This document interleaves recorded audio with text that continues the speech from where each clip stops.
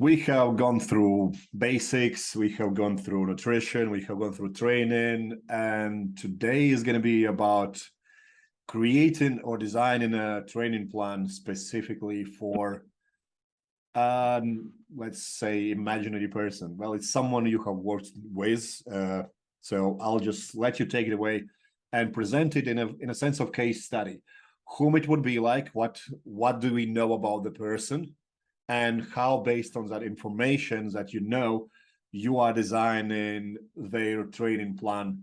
And is it short-term training plan and then you adjust it as they progress, or is it something that you can set up for next 12 months and tell them, hey, these first couple months we're going to do this, then next 3, 6, 8 months we're going to do that. So just guide me through how would you work. And first of all, give me an example of what kind of person this would be laid out for. I would say the most common demographic when it comes to female athletes coming to me, it's going to be a female lifter looking like the bikini part. Either they're competing or they just want to have a similar physique. They're usually an intermediate level of lifter. I assess that with forms in the beginning. There's a few lifts that I will test to determine, are you novice, beginner, intermediate, advanced, elite? And all that's doing is giving me basically a rough blueprint of how many exercises, how much volume, how much intensity, frequency, etc. can I apply to you in theory, and make progress.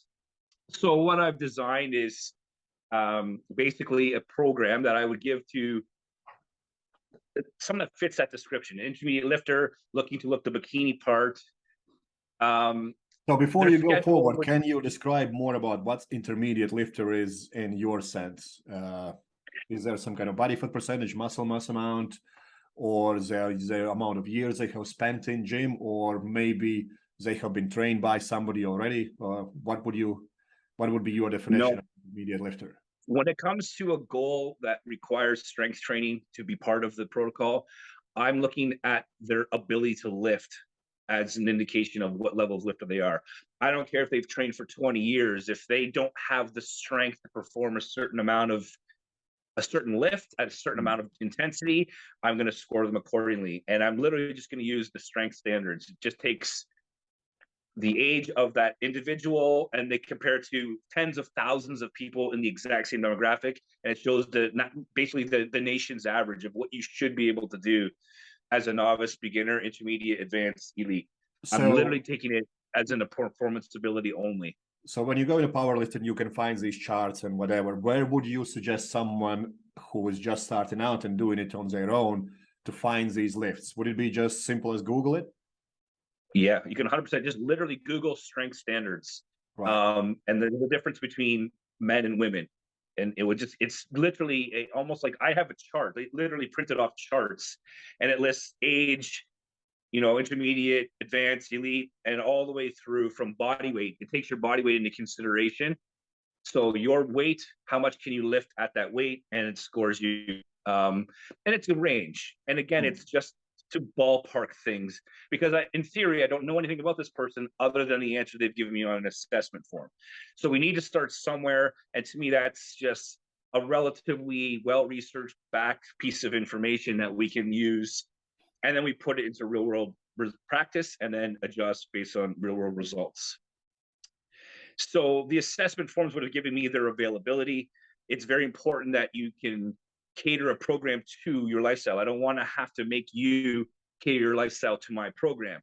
So an intermediate lifter is going to need between 2 to 4 training sessions a week just to get the amount of volume we need to cause an adaptation. Now, this is also assuming that they're a natural athlete.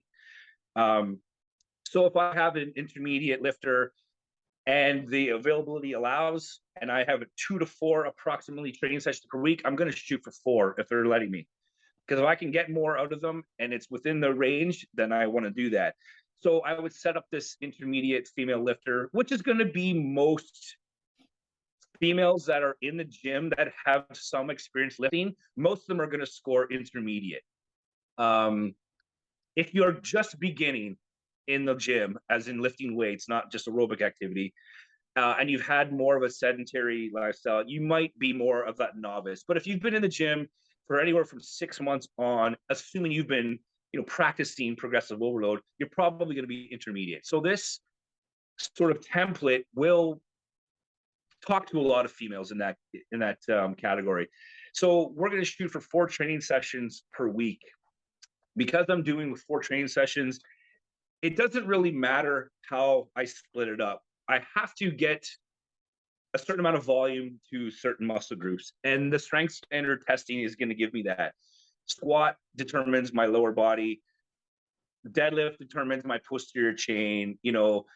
Chest press determines my chest and upper body. Overhead press determines my shoulders. So basically, you could have an advanced score and an intermediate score on the same person, but all it's telling me is they need more or less volume per muscle group.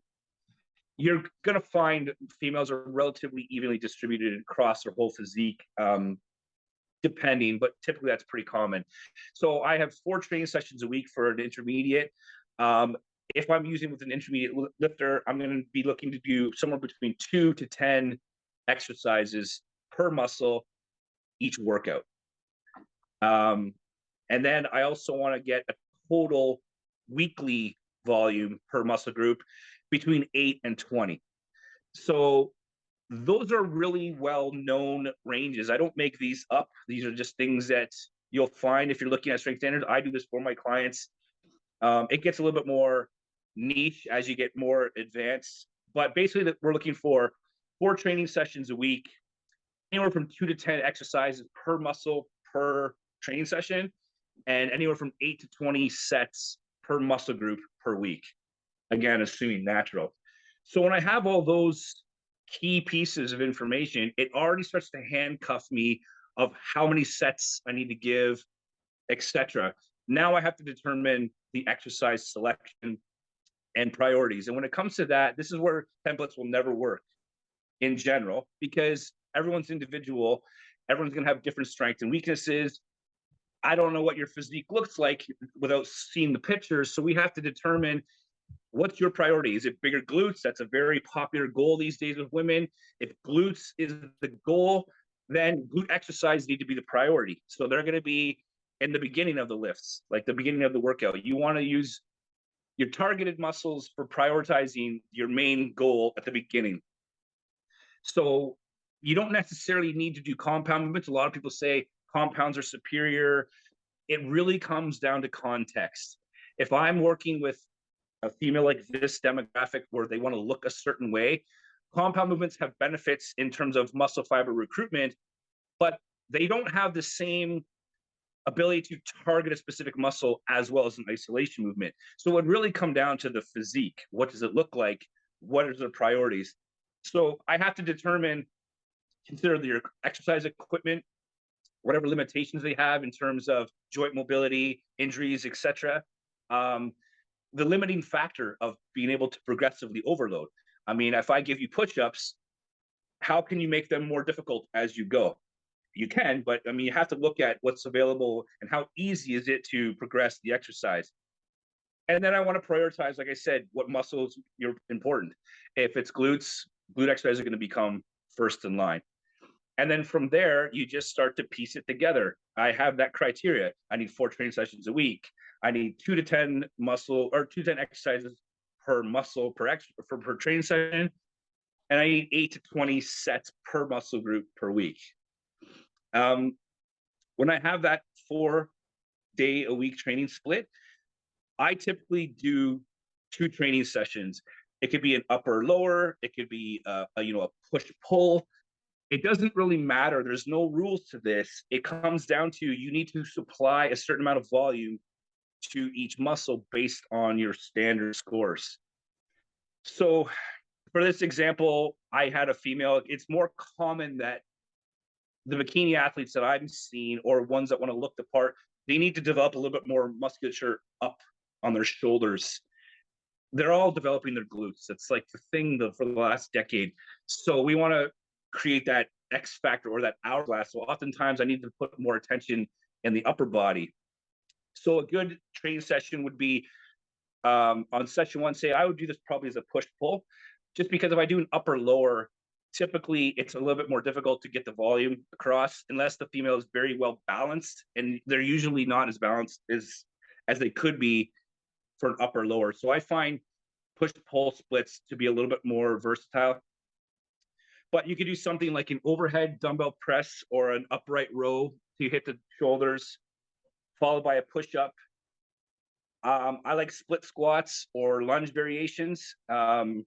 Squats are excellent, but I'm pretty specific with who I have squatting and why, just because of my knowledge in low back health, hip anatomy. Not everyone anatomically is able to squat well and to a beneficial depth for hypertrophy. So it's not my go-to exercise unless it's needed for a specific reason. So what is beneficial depth for hypertrophy? And explain more about difference when you're squatting at certain depths that hits more your glutes, hamstrings, quads. What is there any difference? So can you explain more on that? Because a lot of people will go like, what do you mean squat is a king of kings?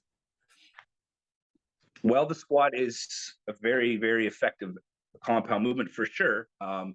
If you are powerlifting, you're going to be squatting, and you have to be trained that. If you're looking to develop your glutes and you have a very, very deep hip socket, you aren't likely going to be able to squat to a depth that's beneficial to really prioritize the glutes in that, because you need to get to that stretch medial hypertrophy zone. So really, really deep. If you have a deep hip socket, the only way you're going to get very, very deep is by pulling that pelvis underneath you and risking that lumbar flexion under load, which can be quite dangerous. It's not necessarily, but it's a risk reward that I think could be better, avoided with other exercises. But it really comes down to the individual. Now, if I have a female that has more quad dominance than glutes, I wouldn't want to choose a squat anyways, because the quads are going to be getting tons of stimulus from the squat regardless of depth. And if I can't get to a depth beneficial for really focusing on the glutes, I'm going to actually create more of an imbalance from quad to glute. So I might be looking to switch for some other kind of glute exercise. And in this example, I use the split squats because it's very good quad exercise and hamstring, to be honest. And then I can use the hip thrust to prioritize the glute. So after the split squat, I would do another exercise with leg extensions just to get a little bit more volume into the quads. Then instead of dips, I think would be great for also hitting the chest, but the triceps. And then hip thrust I have at the end. Everyone that's watching these are probably like, well, I'll do all my glute exercises first. And fair, it could be the way it needs to be. But if I have a female that's coming to me with more development in their lower half than their upper half, which is quite common, I don't want to prioritize those muscles at the beginning of the exercise or at the beginning of the training session. And so that would be session one. That would be sort of considered the push. And I would just repeat that session twice a week. So maybe session one Monday, session two Tuesday, off day Wednesday, or a different type of activity Wednesday, and repeat session one again on Thursday, session two again on Friday. What I might do, depending on the individual, is I might vary a few of the exercises. So if I'm doing an overhead press on session one on Monday, I might do a delt raise on session one on Thursday. So they're sort of basically monitoring two different exercises through the week, but still hitting the same targeted muscle. That does a few things that just gives them a little bit more variety. I find women do like to have a little bit of variety in the gym. And it kind of gives the joints a break from the constant same bar path all the time. And sometimes it's not necessary. I literally have quite a few females that literally have two training sessions and they alternate them 1, 2, 1, 2, and nothing moves. And you asked about how I would progress that. I don't set it out to be a 12-month program, but I also don't set it out to be a 4-week. I put it in play and we check it on a weekly and see how progress is going. Typically around 12, 16 weeks or so, I need to change something. Either the compliance is just being threatened because they're just kind of bored of it, or it's just time to give the joint a break, change the bar path. But if the progress is going as well as it usually does and they're happy, if it's not broke, you don't need to fix it, is sort of my attitude there. Yeah, I got quite a few questions about, first of all, is being what is the most amount of sessions you think is something that people can do? Because everyone wants to save time now. Everyone wants to do 30 minutes and 20 minutes a couple times a week and have an amazing physique. What have you seen is the most amount of training sessions someone has been able to tolerate and not become worse? Because let's be honest, we both have come across people who just love training, and you actually need to pull them back. You're doing too much. You're regressing now. So what has been the most amount of training sessions you have seen that you have been able to put somebody through and they're still making progress? Or maybe you mixed something and did two-way training sessions and some kind of active recovery conditioning, whatever kind of type of session, and then again weight training sessions and then active recovery. So you give them something every day, but they hit completely different energy systems and so on and so forth. What have you seen that is out there that you have seen more often than not is still giving results instead of making people worse when you work with people who are addicted to training? I can have them training every day, but it's like you said, I can't have them strength training every day. I have to break it up. There could be an aerobic focused training session to split it up, or an active recovery training session. It really will come down to the goal. I have seen people, I actually had a few pros not that long ago that they were doing 7 days a week training sessions, and one muscle group was actually being done twice in a day. But their ability to train that muscle and recover from their training session was there. And we documented it. So it just is what it is. Obviously, PEDs change that equation quite a bit. But typically women can get away with training their glutes if that's their focus 2 or 3 times a week without really any problems, assuming that the total weekly volume is within their physiological ability and it's separated, that they're not doing it back to back to back. You don't want to do hip thrusts Monday, Tuesday, and Wednesday because you're just not giving any time for that muscle to recover.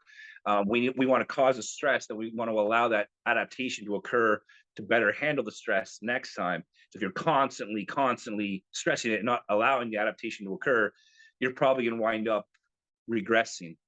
But I would say 4 strength training sessions a week for an intermediate female is excellent. And then 2 or maybe even 3 more activity focused days.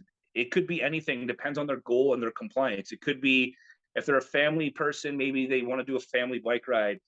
Maybe they have a pool, they swim. Maybe they just want to go to the gym and do some aerobic activity. All those things can be done in between, but actual allocated strength training, I really try to stick to what the research shows to be quite beneficial. 8 to 20 sets per muscle group per week as an intermediate is sort of where we live.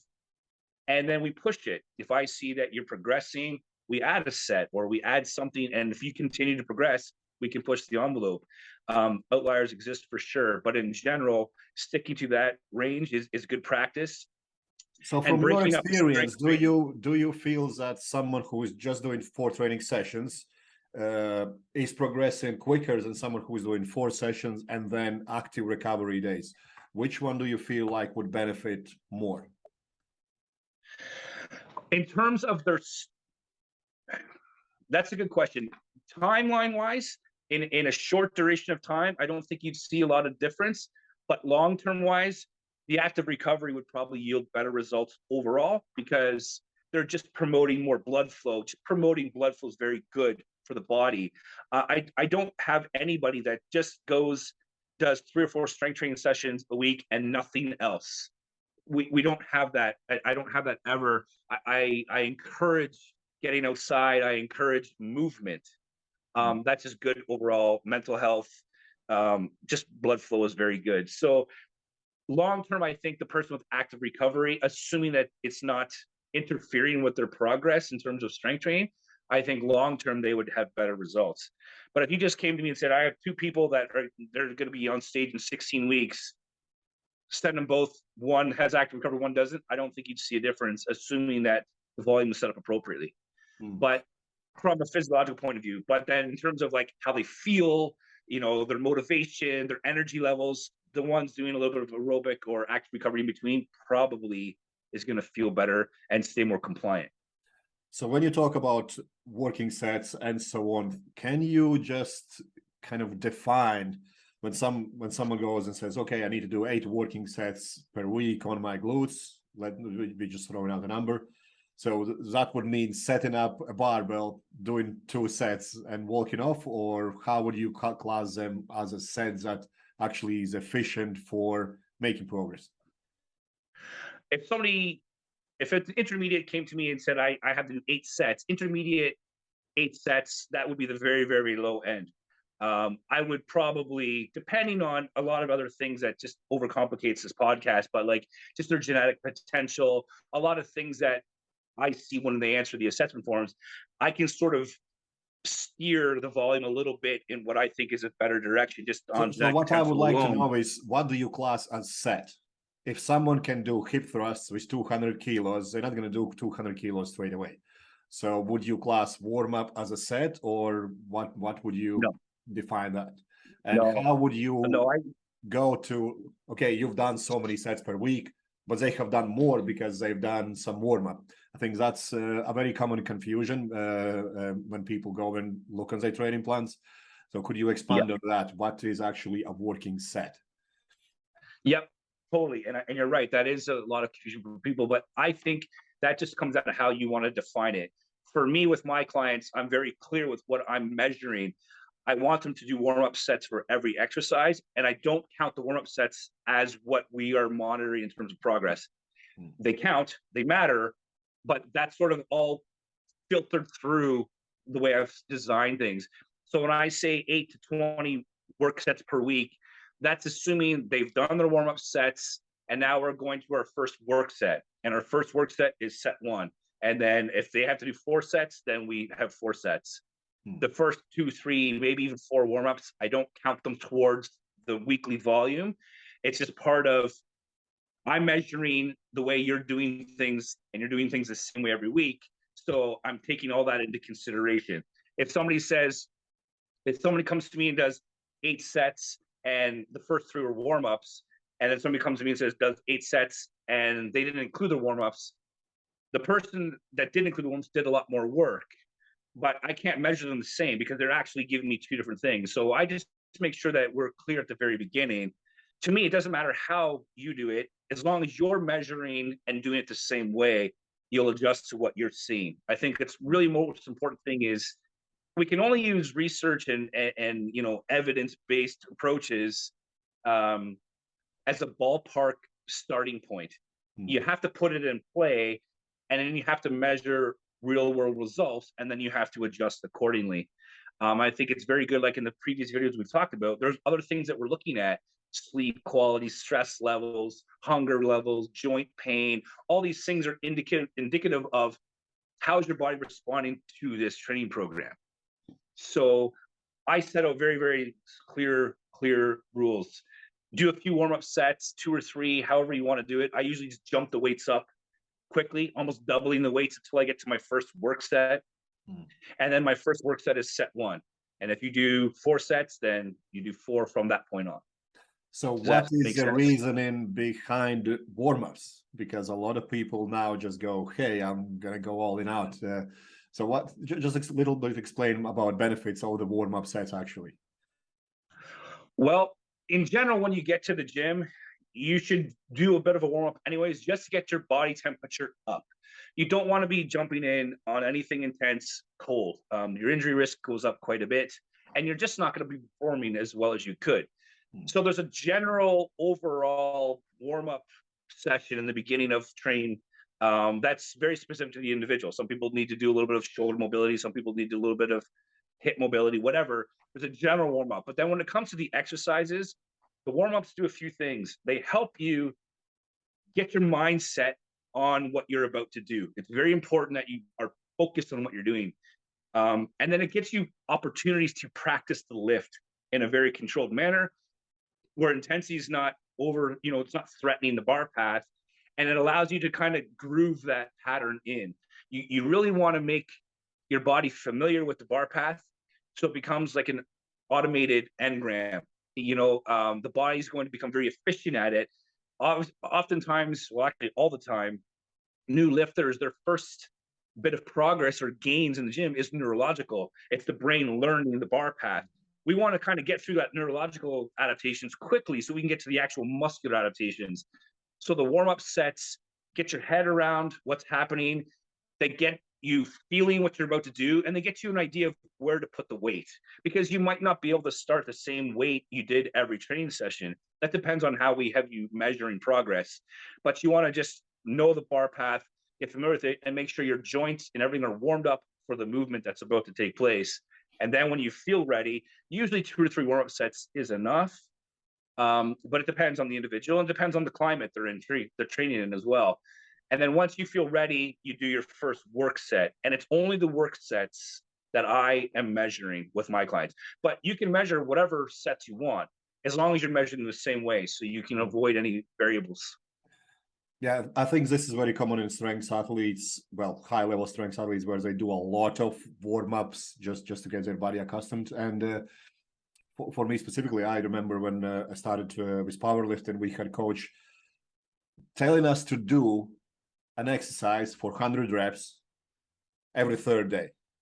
You don't even put any weights on. You just go empty bar and do 100 deadlifts or 100 bench presses or whatever. And then there was like no specific reasoning for it apart from just make sure your brain knows how to move in that range. That's right.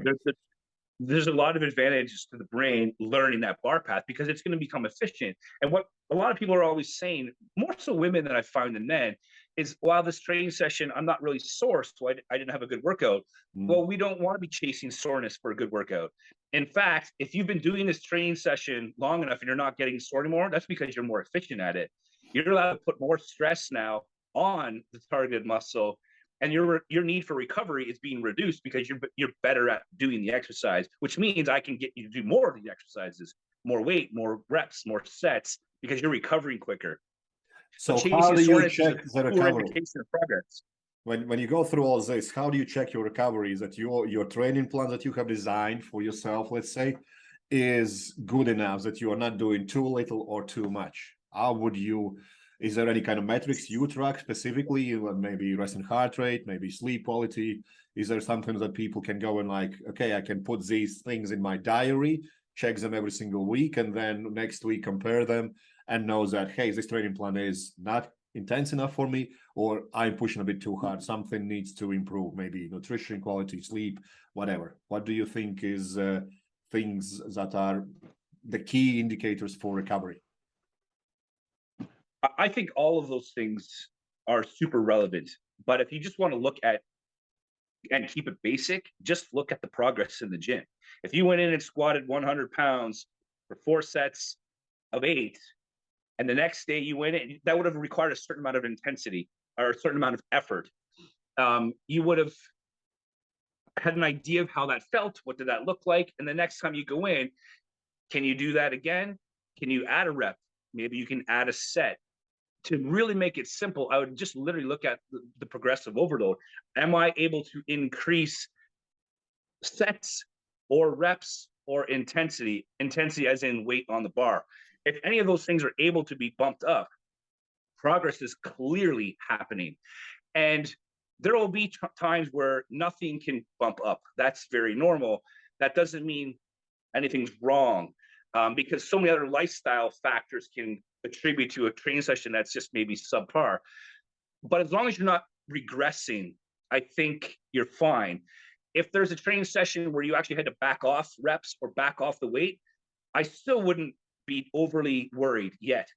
I would try again my following. I would keep my training program designed as written, and I would try that session again. And if it regressed again a second time, now I would be looking a little bit more into, how's my sleep been? How's my nutrition been? How's my hydration been? Which is quite relevant. And if you've got 3 training sessions or more that have been reducing each time, something's wrong. Something's wrong with the training program or the nutrition or both. But a stalled program, or a stalled progress session, or constantly improving, to me, everything is going perfect. So would you say somebody who is checking their strength levels, they compare to all the data online and whatnot, and then they pick up, let's say, 80% of their capacity working out, and they are hitting the gym first week, hitting the gym second week, on third week, they're starting to regress. Compared to someone who's picking same numbers, but they start at, let's say, 50%, next week 55, then 60, 70, and so on and so forth. So which one of them would be maybe working too hard straight away? And is the person who is starting very moderate actually making progress even if they don't feel tired by the end of the session? I think that's a sliding scale, but if you're pushing extremes, the person starting off too intense right away is going to run into roadblocks a lot quicker, and therefore probably overall less progress long term. I would say you'd be better off starting a little bit more moderate and working your way up. But there is a sliding scale there. Like, you could be in the gym and you could have the intensity so low that progress in terms of adaptations, in terms of strength or hypertrophy, might not be happening. But that doesn't mean that other things still aren't progressing. Just the bar path alone could be improving. That's still progress. Or maybe even the tempo of the lift could be progressing. That's still progress. So I would say that would kind of come down to, what is the actual goal? Like, what is the most important thing that we're measuring? And that's what I would be prioritizing as what we are trying to adapt towards. So if it's muscular hypertrophy, I think probably starting somewhere in that 60 to 70%. Maybe some people could go a little less, 50, 55, something like that. But say 60% of your rep max, and working your way up from there is a really good place. You're not going to run into any plateaus anytime soon, and you're still going to be getting some stimulus for sure for adaptations to occur. But that's kind of individual. I think that this demographic of intermediate bikini lifters should just be ensuring that when they're lifting weights, they're lifting to a pretty close proximity of failure. Like, don't just, if your training program, this is what I see all the time, 3 sets of 12, 3 sets of 12, 3 sets of 12, or whatever, and they go in and just do 12 and they stop because it said 12.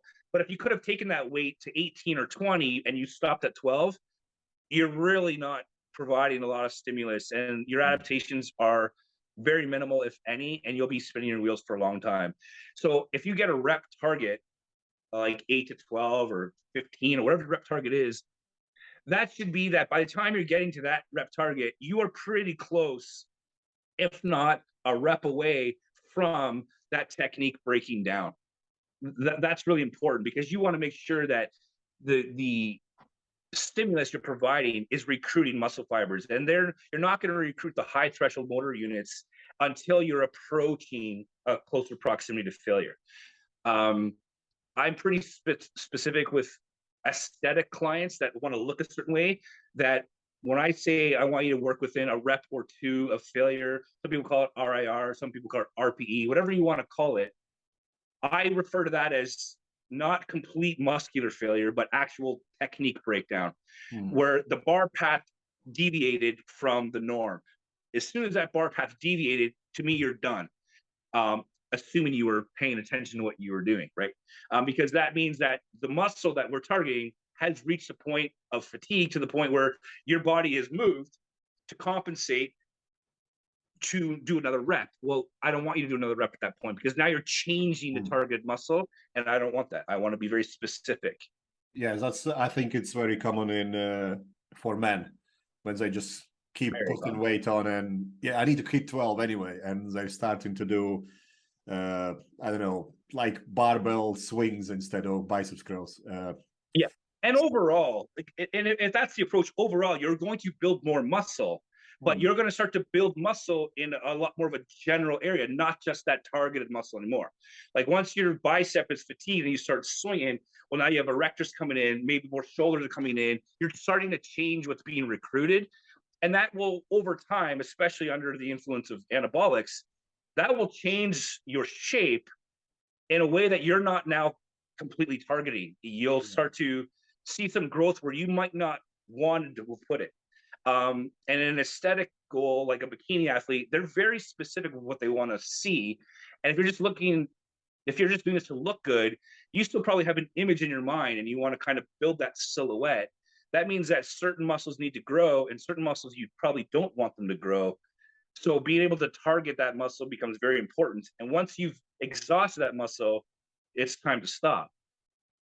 So I have a question about muscle confusion. You mentioned something that you probably wouldn't change their training plan unless they get fatigued mentally doing same stuff and whatnot. Is there any benefit on mixing and matching exercises, maybe every 6 weeks, 10 weeks, or whatever? Let's say, I'll give you a silly example. If Usain Bolt were doing marathon training somewhere in the middle of their training plan, would he be a better sprinter at the end? So No. is there any benefit on really mixing up training sessions very often as possible? No, I don't think from an aesthetic point of view, catering to this, what we're talking about today, no. From an overall compliance, maybe, which could lead to overall long-term, being interested in being physical. That's an individual thing. But when it comes to changing the physique, mixing up the muscles or changing or confusing the muscle, which you're not confusing it, it doesn't do anything because the body needs to adapt. You need to cause a stress, then you need to allow that adaptation to occur so you can handle that stress again. If you are constantly changing training programs or exercises, you're not allowing enough time for that adaptation to occur. You're probably simply only allowing that neurological adaptation to happen, but not any morphological changes taking place yet. And then you go and switch it. That's pretty common when people are chasing soreness. After 3 or 4 training sessions of the same training session, your soreness is kind of gone. Then people think, well, I got to shock the muscle now or confuse the muscle because it's not working anymore. Well, that couldn't be further from the truth. It's working more efficiently now. And you're actually now finally causing an adaptation to the muscle, not just the neurological system. Last but not least, I want to pick up on practical application on how to check your hip socket depth, how to assess someone that they can do a big squat or whatnot. Is this maybe as simple as setting up a tripod and just recording yourself how you squat? And also, would you prefer narrow squat or deep squat? What's happening there? There's a few different ways. You could have somebody qualified to actually trace your hip capsule. So you would lie on your back. They would hold your calf basically in their arms and your femur's perpendicular to the table, and they just trace the shape of your socket. And as they push your knee towards your armpit, they'll watch your pelvis. If it starts biasing up as they're pushing up, depending on the depth, that will give you an idea. You can also be on all fours, either set up a camera to film yourself or look in the mirror or whatever, and just start to rock your butt back towards your heels. And you will see where that lumbar spine breaks. And it'll be different for everybody. You can adjust the width of your knee spread. You can have your knees wide and your feet together. You can have your knees wide and your feet wide. You can have your knees wide, your feet externally rotated, internally rotated. All you're doing is changing the shape of your femur in your hip socket and continue to rock back and keep checking. And you'll find the theoretical best place for the most amount of depth you can get before you start to bias your pelvis moving. And I think that's a very, very important thing to check if you're going to be planning on squatting, especially if you're going to be pushing heavier loads. But again, the squat is a very specific exercise. It's a fantastic exercise, but it doesn't necessarily need to be in a training plan. Many of my bikini athletes do not squat. Many of them do. It really depends. I find lunge variations to be equally effective for leg development. And we can use other exercises to develop the glutes. But with a lunge variation, I don't jeopardize anything with lumbar spine. And some people, it won't even matter. But that's a good way to get an idea if you don't have, somebody that can assess them for you. So now is a big thing. I wanna extract for the most knowledge out of you as I can. Let's say some girl, 65 kilo body weight. She's come to you. She's intermediate, advanced, and she wants to still improve her size of her glutes, maybe get a little bit around her shoulders. What would a weekly training plan look like for this type of girl? who also wants to be kind of doing extra work on days that she's not working out in a gym. So maybe do some kind of active recovery examples as well. So what would you say Monday would look like for this type of girl? Tuesday, then would you repeat same on Thursday, Friday, or how would you play around with this? I would probably have it split into a pushing pulling variation of exercises. There would be some shoulder movement, a modified upright row, a delt raise, possibly a dumbbell overhead press to hit the shoulders. I would probably have, I would definitely have glute exercises in play, depending on their glute versus quad dominance and their preference. It could be a squat variation or a lunge variation, but it could also be a hip thrust or some sort of hip abduction movement. But it would be, for example, like a hip thrust, dumbbell overhead press, split squat, leg extensions, and a set of dips. And that's a push day. The following day, I would do the opposite, it'd be a pull. And I'd want to now hit the hamstrings, like probably a seated leg curl, maybe a lying leg curl, to get more glute emphasis, maybe a Romanian deadlift variation, a wide grip chin up or a wide grip pull down variation.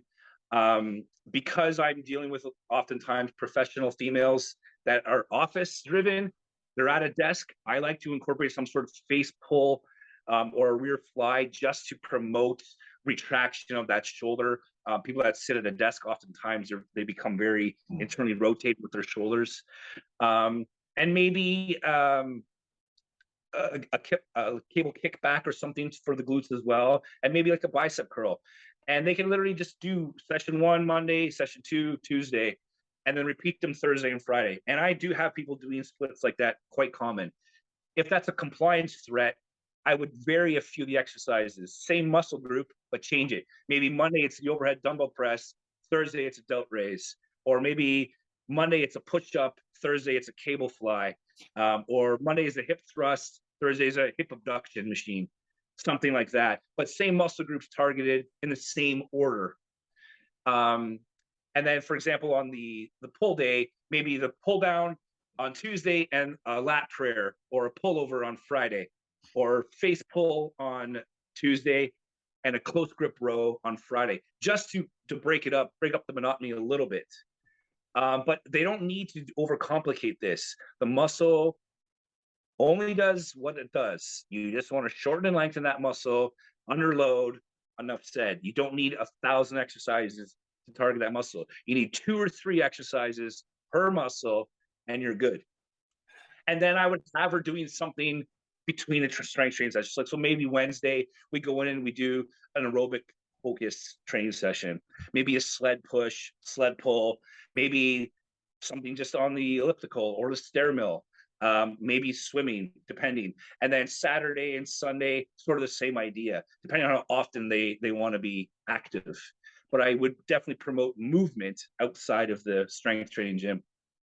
So how aggressive would you be with progressive overload, and what would you be progressing? Would it be sets? Would it be intensity? What would you look into, and how long would you push that before you say, hey, you know what, you made quite a good progress, maybe let's pull back a little bit and reassess your strengths and reassess what's your like starting point again for next 3, 4, 6 months, whatever it is.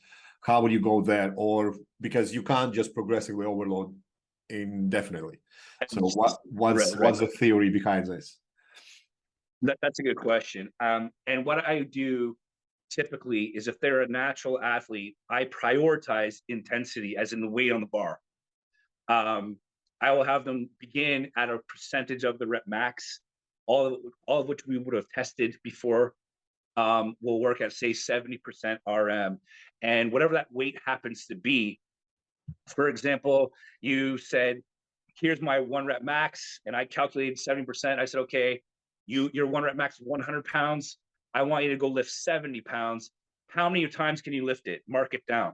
So they go in, they do 70, and they get 9 reps. Okay, 9 is our rep target.